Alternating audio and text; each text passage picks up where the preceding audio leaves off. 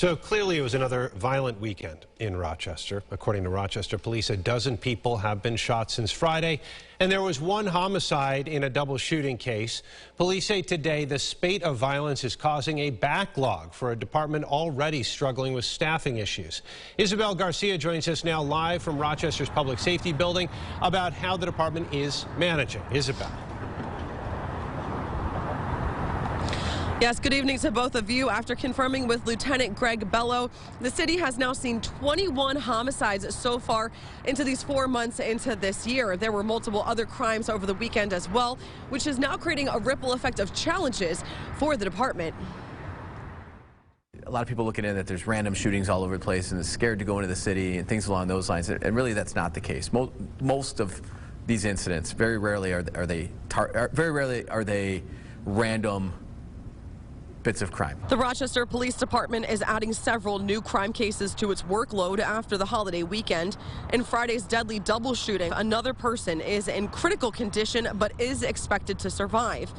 Partnerships with local organizations and other entities help create a comprehensive approach to solving these incidents, but each case is specific. We held a press conference last week looking for Zulhadeen Floyd, who's wanted for the murder of a 17-year-old back in March. That's somebody that's been on the run from us for over a month. So, at times, apprehension is quick, like this morning on Dewey Avenue. At other times, it takes a while because we got to track that offender down. The department is also currently down on staffing by about 70 sworn personnel. It's a balancing act of deciding to keep an officer on patrol to respond to calls or promote from within to bolster the number of investigators. This prompting even more potential issues for non-crime related 911 calls. And at times then the number of officers that are available to respond to a scene tends to go down, and really unfortunately then hold times for some calls.